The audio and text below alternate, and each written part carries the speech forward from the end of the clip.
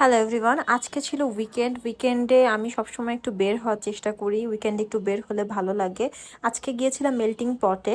আমার এর আগে মেল্টিং পটে কখনো যাওয়া হয় নাই। মেল্টিং পট থেকে চিকেন নানবান অর্ডার করেছিলাম, যেটা ইয়ামচাতে আমার সবসময় অনেক পছন্দের একটা ডিশ। তো এদেরটা কেমন হবে জানা ছিল না। বের হয়েছিলাম আমার একটা ভাগ্নির সাথে। শ্বশুরবাড়িতে আমার অন্যতম পছন্দের একজন মানুষ, আমার ভাগ্নি কম, সে আমার ফ্রেন্ডই বেশি বলা যায়। আমরা এখানে একটু সেলফি তুলছিলাম, এরপরে আমাদের খাবার চলে আসে। খাবারটা আসলে বেশ ভালোই ছিল আমার কাছে, ইয়ামচার মতো মনে না হলেও খারাপ লাগে নাই। এরপরে আমি খাওয়া দাওয়া শেষ করে চিন্তা করছিলাম যে আমরা একটু ঠান্ডা কিছু খাবো, যেহেতু অনেক গরম। আমি চলে গিয়েছিলাম কফি লাইমে। ওখান থেকে আমরা কফি লাইমের আমাদের মিন্ট লেমনেডটা অর্ডার করে নিই। দুজনারই মিন্ট লেমনেড আমাদের পছন্দ ছিল।